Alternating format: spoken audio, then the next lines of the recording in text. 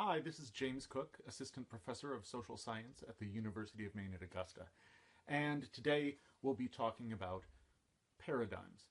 I'm recording this video as a way of engaging in review about sociological paradigms, one of the core foundations of sociological thought. Thinking about paradigms is not intuitive until we think about some useful analogs. Paradigms build theories.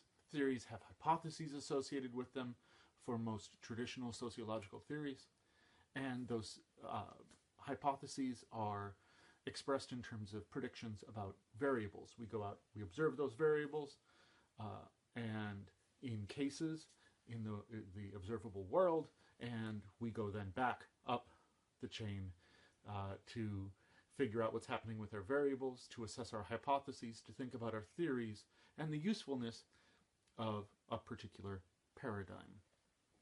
So if all this starts at the level of a paradigm, what is a paradigm again? Well, think about its next door neighbor, theory.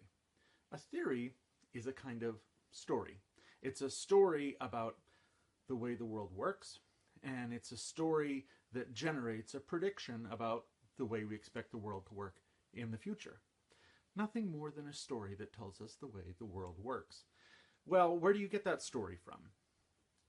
This is not a problem that is unique to sociology. Sociologists tell unique kinds of stories, ones that involve predictions with measurable variables. But there are other disciplines in which people tell stories. One of them is literature. Books. Books tell stories, right? Have you ever gone shopping for a book? Have you ever gone to a bookstore and actually looked on the shelves? How do you pick one out? A new book. Well, you might know the author. You might be able to predict what they've done before. But let's say you don't have any particular author in mind and you just want to pick something out on the shelf. You often can get a sense just by looking at the book. What kind of a book is it?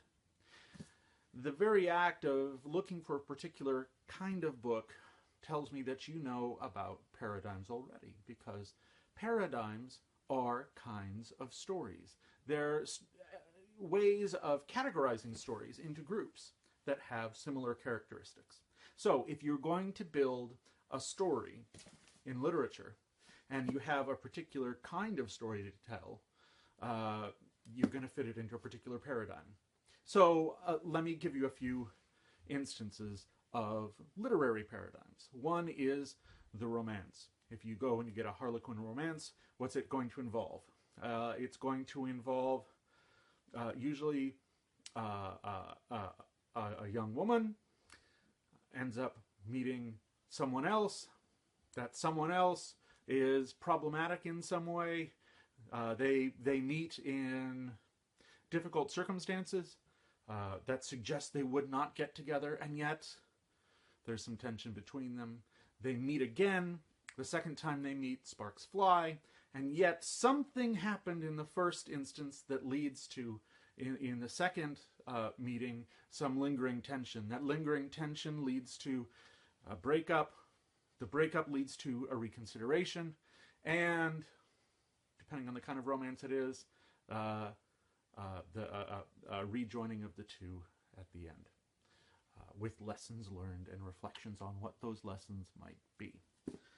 Another kind of literature you might have is the young adult supernatural fiction, epitomized lately in Harry Potter and the Sorcerer's Stone series, but you might also say that Divergent is an indication of this, with dystopian supernatural fiction, that you might also want to go back further to the Dark is Rising series by Susan Cooper.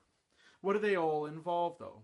All of them involve a child taken away from parents, put in a new environment, told they're special, develops a couple of friendships, develops some enemies, works out the friendships, works out the enmity, and engages in the discovery of new powers. Those powers are part of an overarching quest the quest involves some needed battle that cannot be resolved by adults, in which the protagonist is special.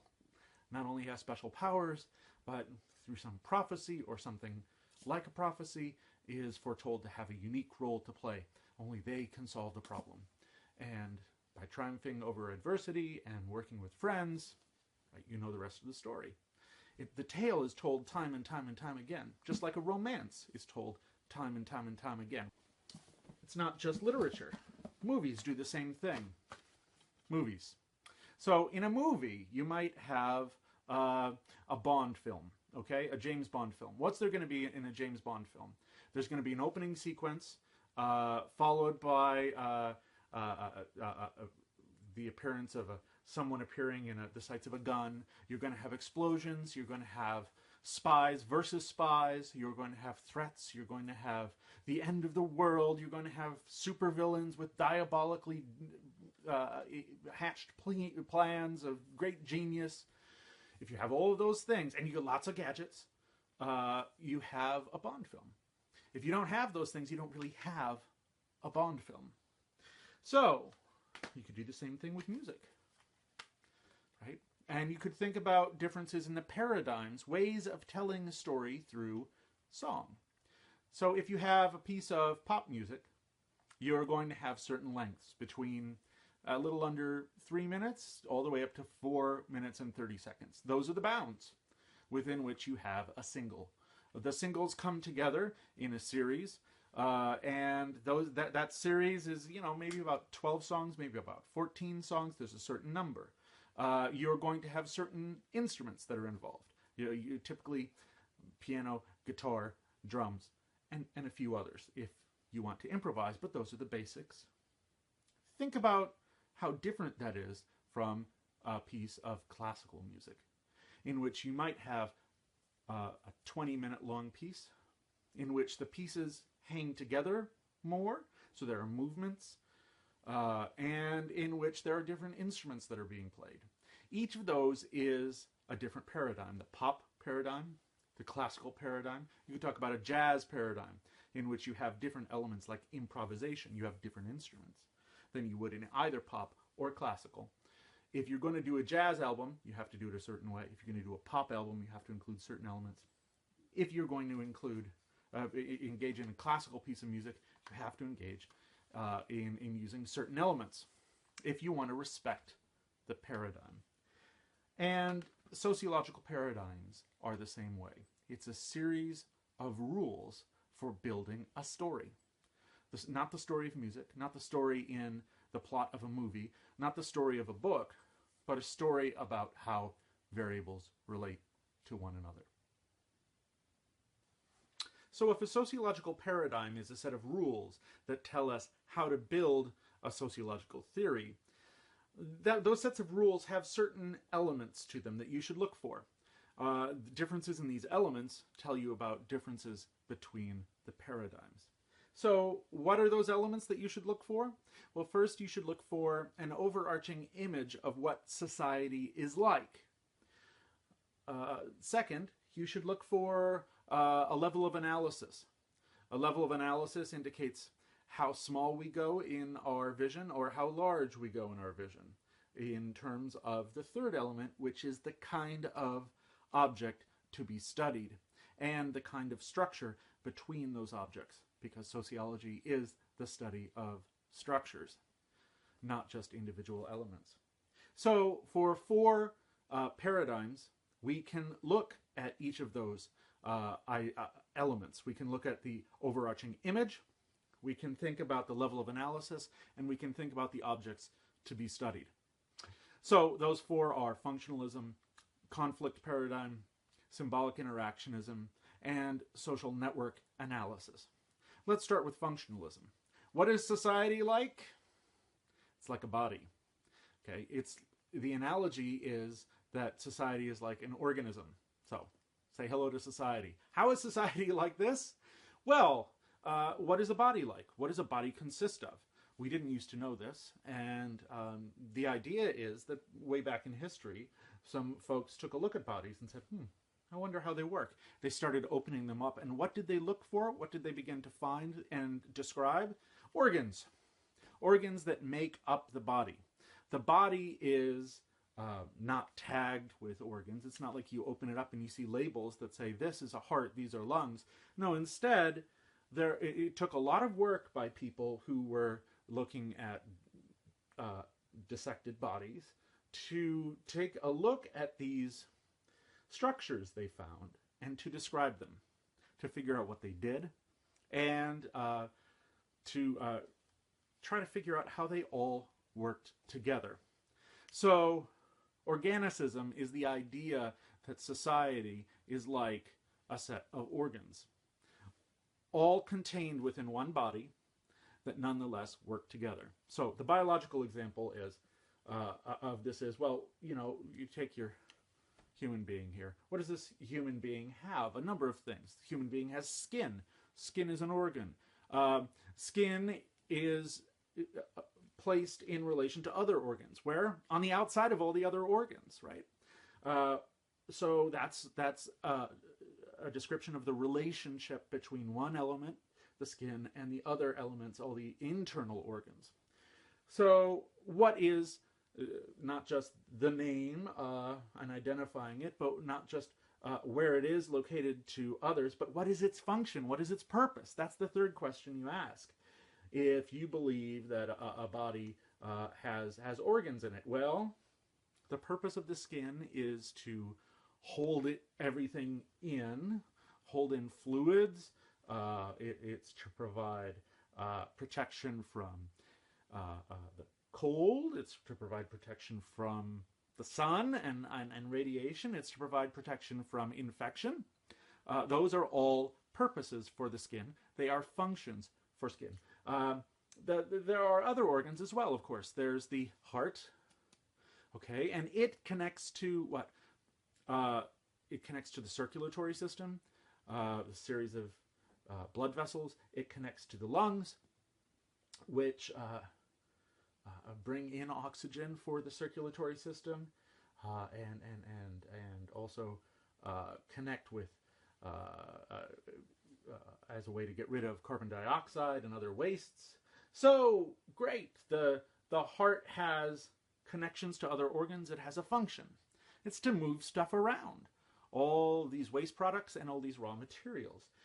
You could then say you have a nervous system, a central nervous system and a peripheral nervous system, and these are organs, and they are to coordinate activities, right? That's the purpose of this, to coordinate activities and to perceive the world, to make decisions.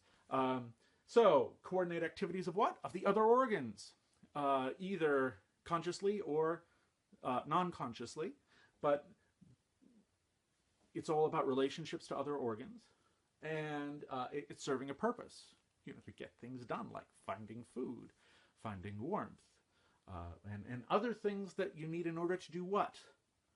What's this all for? Well, the purpose of the human body is to make other human bodies and to keep itself alive. So similarly, if we think society is like a body, what is the purpose of all these organs? The purpose of these social organs. The purpose of the social organ is to keep the social body alive, and then perhaps to reproduce itself with other societies, to spread itself, right? To reproduce. So if those are the purposes of societies, and a society is like a body, then we should look for organs.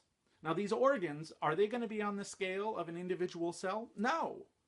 The theory of the human body that I've described is macrobiological. It's at the level of the whole organism, not the individual elements.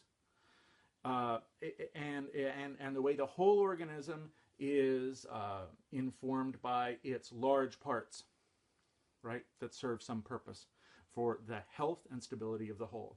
So with functionalism, you have the whole body being a society. And what are the organs? The organs are not people. We're not interested in explaining the functions of people. That would be microsociology.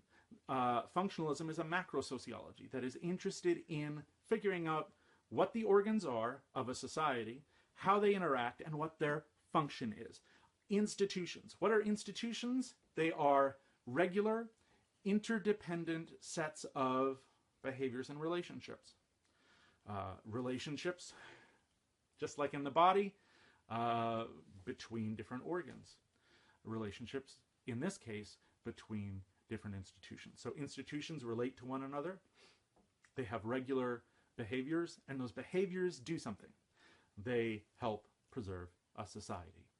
So instead of a heart, instead of a skin, you might think of the institution of education. You might think of the institution of transportation. You might think of the institution of government, the institution of law, the institution of communication. You might think about the institution of religion.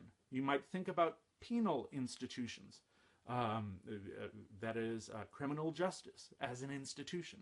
You might think about the family as an institution. All of these are thought of as organs within a body, the social body, and they all work with one another in order to accomplish something. The economic institution, one that has to do with the production of goods and their marketing and their sale, and there's consumption as an institution using those goods. In order to have that happen, we have to have an institution of employment, and that is related to the institution of education, which is preparing individuals in one theory for employment. Now, education may not be just simply about getting you ready for a job, right?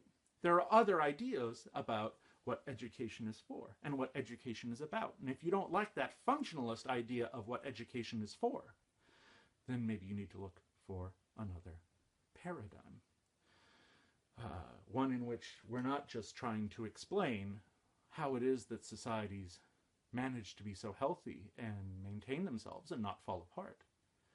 Maybe you're concerned with the whole notion of why it is that some people get quality educations and others don't. Why some people have access to education and others don't. Why some diplomas give you a better life outcome than others.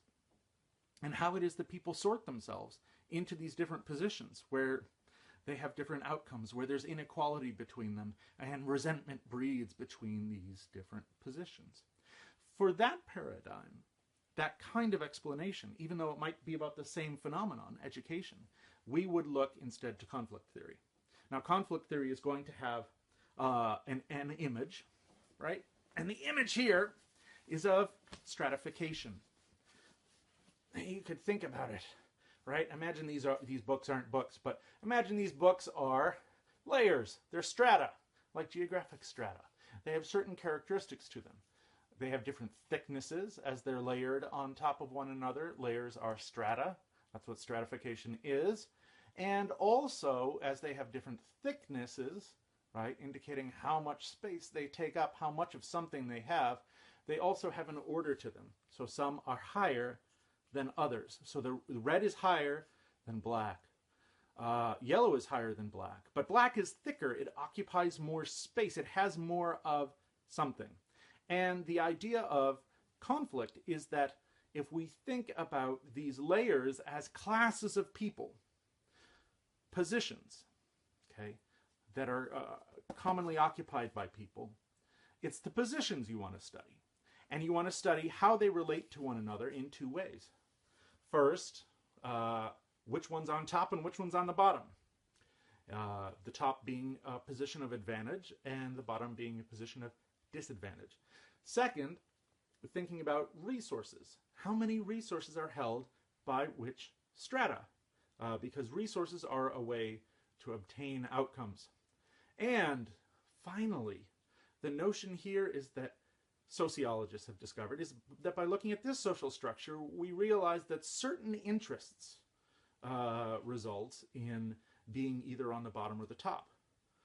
If you're on the bottom, you want to move to the top. If you're on the top, you want to keep others from taking your space. This is one kind of interest. There may be others. There may be interests that come from occupying a position that has a lot of resources or very few resources, being resource poor, resource rich.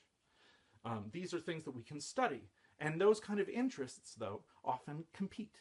When they compete, we find that conflict occurs. So the conflict paradigm is not simply about the existence of conflict. It's not enough to say that conflict exists, therefore that's a conflict theory. No. In sociology, you need more. You need a description of positions, what the different positions are, what resources are available, what interests are associated with each position, and how those positions therefore interact with one another in ways that often conflict.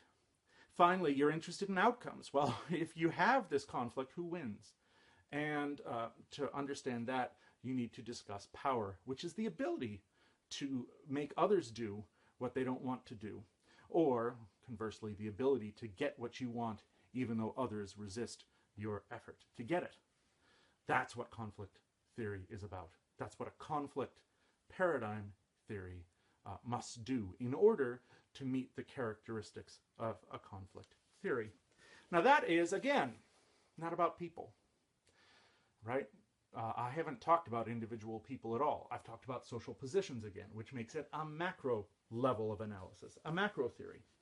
And so we study positions. They might be called classes if we're talking about economic conflict theory.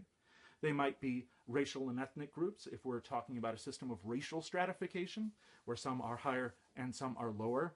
And we might be thinking about genders if we're thinking about a system of gender stratification, in which some gender categories are given privilege, opportunity, resources, power, and others are disempowered.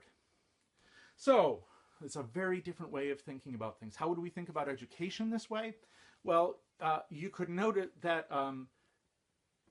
until the last generation of American society, that there's a gender stratification of education, in which more men than women went to college. Men disproportionately got higher degrees within colleges and universities and grad schools, master's degrees, PhDs, medical degrees, law degrees. Within particular areas of the academy, different majors, men are sorted into higher paying majors when individuals graduate and go into the workforce. Why is that? Well, a conflict theorist would want to know why that is, and they would study why that is in terms of the interests of different genders, and in terms of the competing interests and a struggle for power, and the resource of knowledge and ability, which leads to the outcome, unequal outcome of income. That's one way of thinking about education. You could also think about education as a means of reinforcing racial stratification. It's true that for different racial and ethnic groups in the United States, educational attainment is unequal. Why is that? How does that occur? How do individuals in the educational system come to have different experiences, to be treated differently? Is this a matter of prejudice? Is this a matter of discrimination? Is something going on at the structural level that keeps some people, according to race and ethnicity, from rising and others it promotes them? A conflict theorist would ask these kinds of questions. Third, you could think about a kind of economic inequality. What does education do? In order to get a really high prestige degree, what do you need in the United States, at least? You need a lot of money to pay tuition.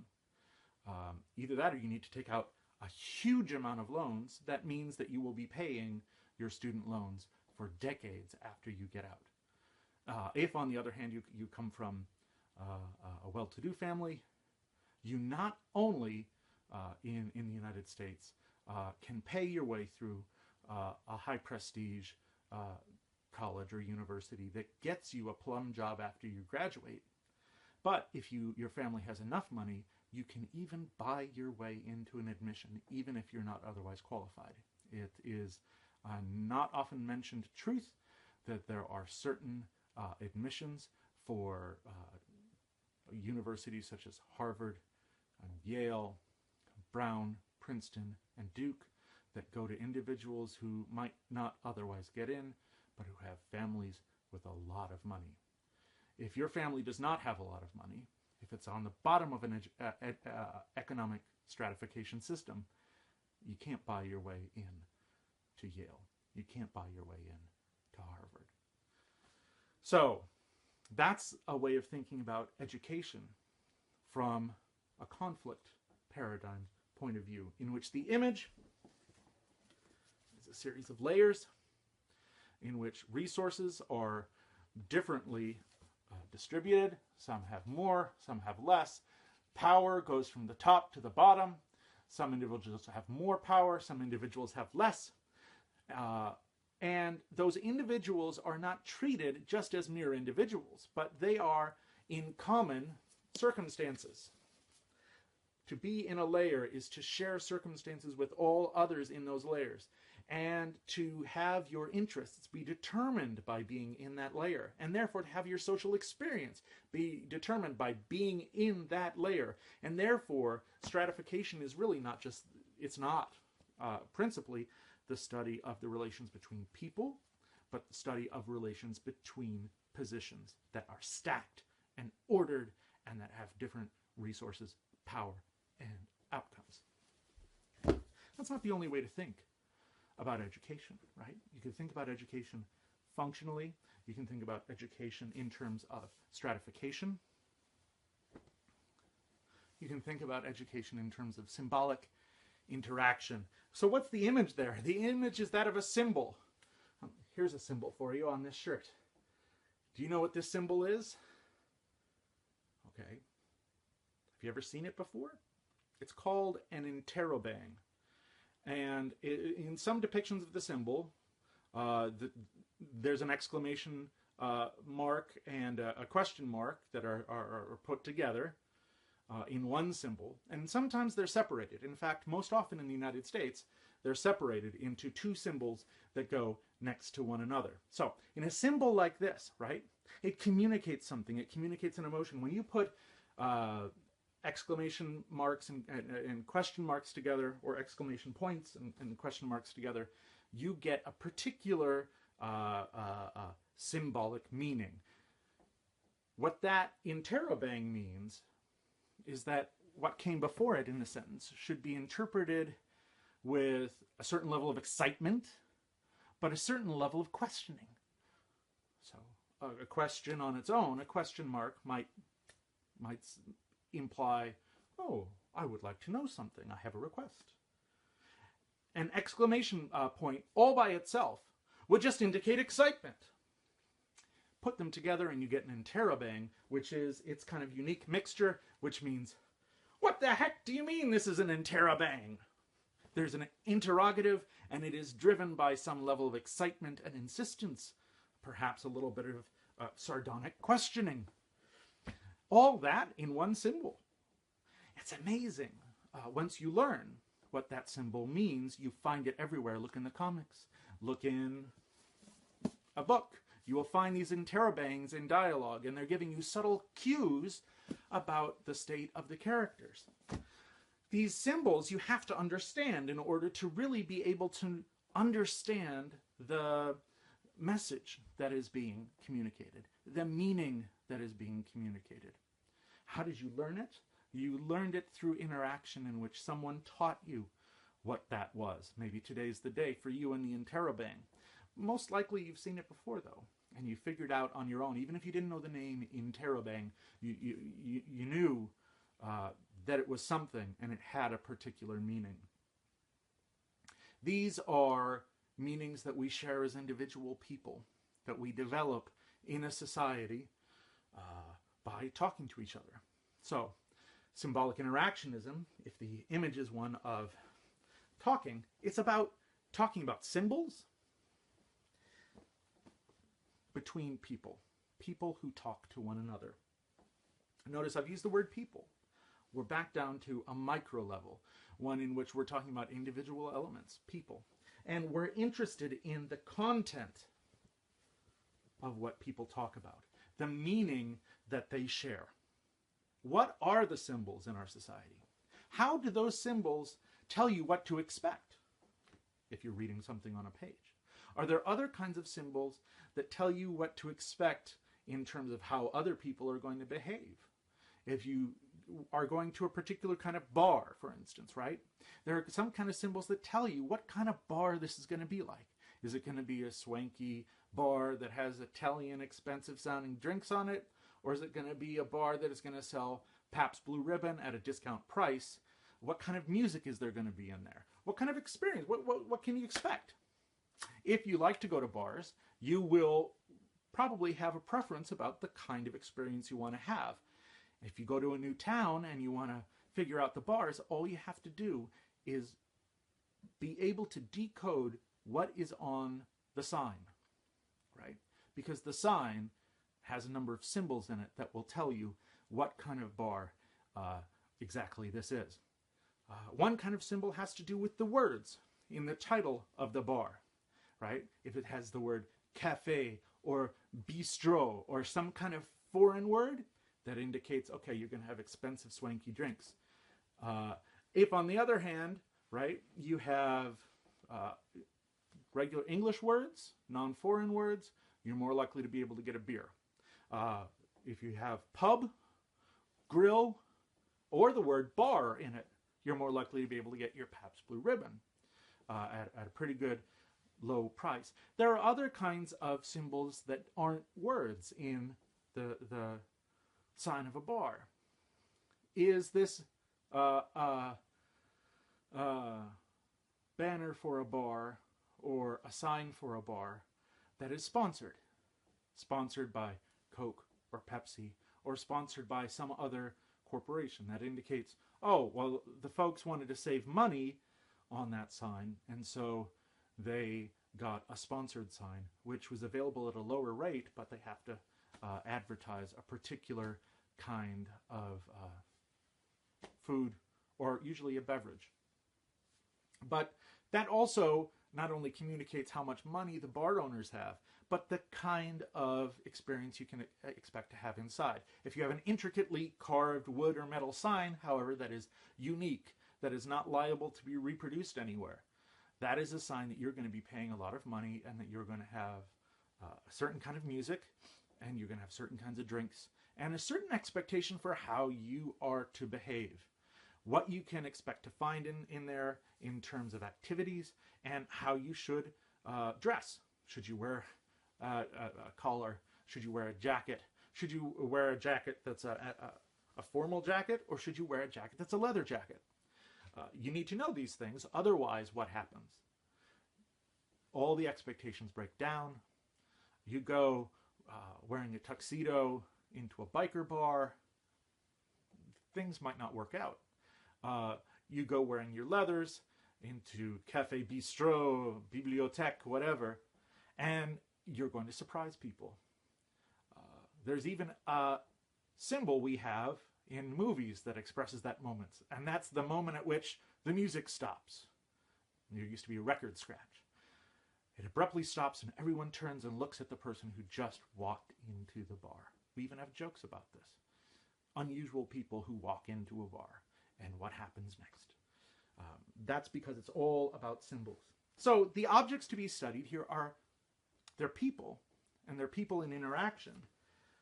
But the main thing we're interested in is studying the symbol, studying its meaning, studying what happens when the expectations associated with a symbol are upheld, how they're upheld, and what happens when they're violated. So we want to know what these signs are, right? In fact, there's a whole branch of symbolic interaction and interactionism called Semiotics, which is the study of signs and their meaning and how we go to signify something, to turn something into a sign and communicate our expectations to others. You can think about education in this regard when you realize that the process of education is the process of introducing signs, introducing symbols, introducing ideas, introducing expectations, and guiding individuals into incorporating those symbols, incorporating those expectations for expression and expectations for behavior into themselves, and then assessing how well they do. That's what education is, right? According to a symbolic interactionist. It is a process of socialization. I'm doing that right now. I'm giving you some symbols. I'm giving you some categories for thought. And I am showing you through an example how you might consider one kind of phenomenon, education, in different lights according to these different symbols, right? And I'm giving you symbols to work with, whether it is a Ken doll to symbolize a body, a shirt to symbolize a symbol, or a set of books to symbolize strata, layers that have an order and that have different thicknesses and properties like that. Okay, someone who's a symbolic interactionist would note the incredible richness of meaning that I'm trying to communicate to you. And I'm doing it repeatedly so that we can make sure that you have every opportunity to take those symbols, to work with them successfully, and make them your own. This is why we think about culture as something that is usually having to do with symbolic interactionism. If you recall from a previous lecture, Anne Swidler talks about culture as a toolkit, a set of symbols, a set of meanings, a set of expectations that a person can use, just like you can use a screwdriver. In order to put a screw in a wall, you can use a symbol to accomplish the things you want to in life. I'm using the symbol of a sport jacket right now to communicate a symbol of some intellectual professional authority. I'm using it. If I were dressed in a t-shirt with holes, it would be expressing a different kind of symbol with a different set of expectations that I might violate. When I said that there were 4 paradigms, and the 4th paradigm is also a micro, although it can get up to the meso level, meso meaning in the middle of micro and macro. But it happens mostly at the micro level, and it is called social network analysis. Now, where symbolic interactionism is concerned with the content of what we communicate through interaction, right, are symbols, like this. Social network analysis is not as interested in the content of what we communicate, but instead the structure of how we communicate. The structure of communication. And remember from our first lecture in this Soc 101 class that structure has to do with the orientation of elements in some kind of relationship to one another. A structure is some pattern of relationships, and that's what social network analysis studies. That's how it sees the social world. So, if functionalists look at the world as if it's a body, if conflict paradigm adherents use the idea of society as a set of layers, if symbolic interactionists think about society as a set of symbols with meanings and expectations associated with them, social network analysts think about the world as a network.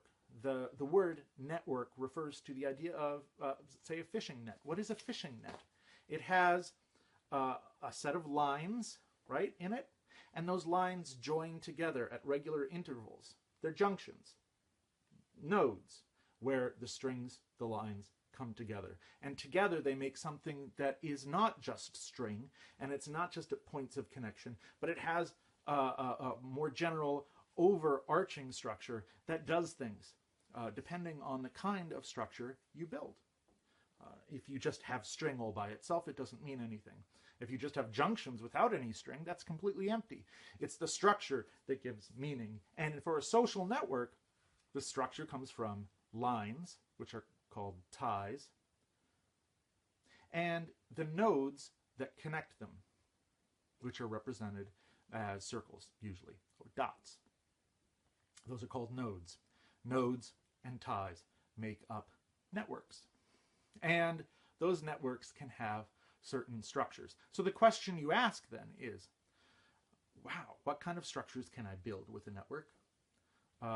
how does information, whatever information that is, how does it move through a network? How do networks form? How do ties form? How do they dissolve? And what do these different kinds of patterns we can see in a network, what do they end up doing? How do they create all the forms and functions that we see in society? How do they create friendships? How do they create families? How do they create groups? Which sorts of nodes are more likely than others to associate with one another, to form ties? What kind of nodes are least likely to form ties with one another? These are all questions that we can ask about networks. Now, social network analysis operates at a micro level. Symbolic interactionism operates at a micro level because both look at individuals in interaction and how they relate to one another. But it's important not to confuse the two. Symbolic interactionists focus on what? The content of what's being communicated, the symbols, the meanings. And in that way, symbolic interactionists perhaps most closely come to psychology, although they aren't all the way to psychology because they're not interested in thinking about how we come up with things on our own. In fact, symbolic interactionists point out we don't. They point out that we learn, we gain our culture, we gain our self-concept, we gain an understanding of all the symbols and meanings and cultural norms and variables, values around us through interacting with others and through sharing those things within a society. And that's what symbolic interactionists are interested in. The content of those expectations, those meanings, those values, those symbols, those beliefs. And therefore the practices we can come to expect of people. Social network analysts, on the other hand, are, as a group largely, with some exceptions, not really interested in the content of what is being communicated. They are more interested in the structure of communication between nodes. What is the pattern of connections? And what can that pattern tell us in terms of predicting what happens in society, just by figuring out what happens in the pattern of connections between nodes. You notice the way that nodes and ties are drawn, you don't know what's inside them. You just see a line. You don't know what the particular communication is. You just see a node, a circle. You don't know what's inside that node. And the idea, the powerful idea of social network analysis is that you don't have to. So for all the other paradigms, we've taken a look at education and thought about how you can think about education from all these different paradigmatic points of view. Well, what can social network analysis offer us if we want to understand education? Well, there's the question of why people join an educational organization and why they leave. People drop out of high schools. They drop out of colleges and universities all the time. Why do some people drop out? Why do others stay? The answer, according to social network analysts, is the quality and placement of your network relations.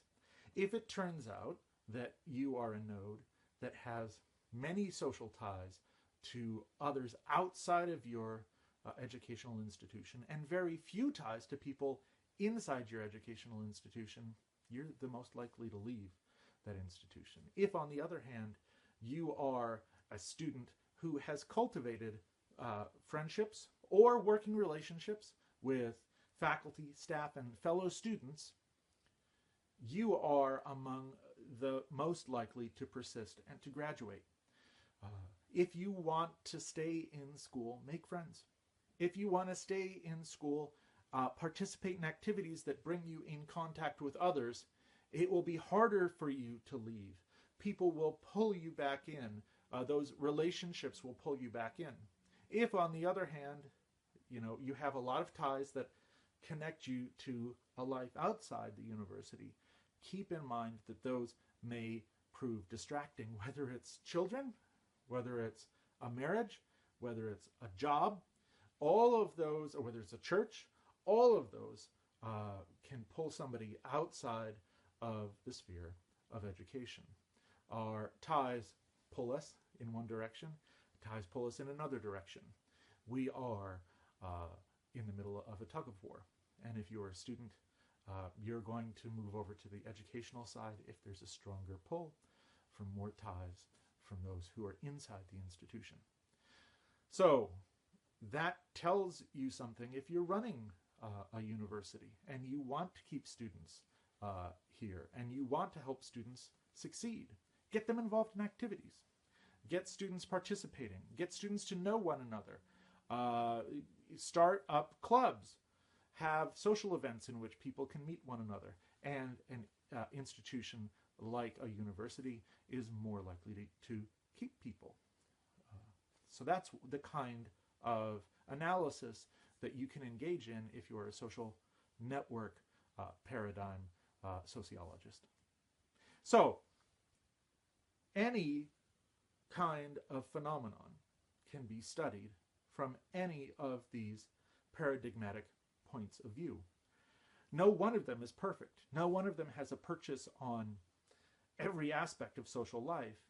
Each is useful as a tool to answer certain kinds of questions, to study certain kinds of social objects in certain kinds of ways. This is what makes sociology a little bit frustrating at times. There are so many possibilities, but it's also what makes it so exciting to be a sociologist. There is so much that we can do.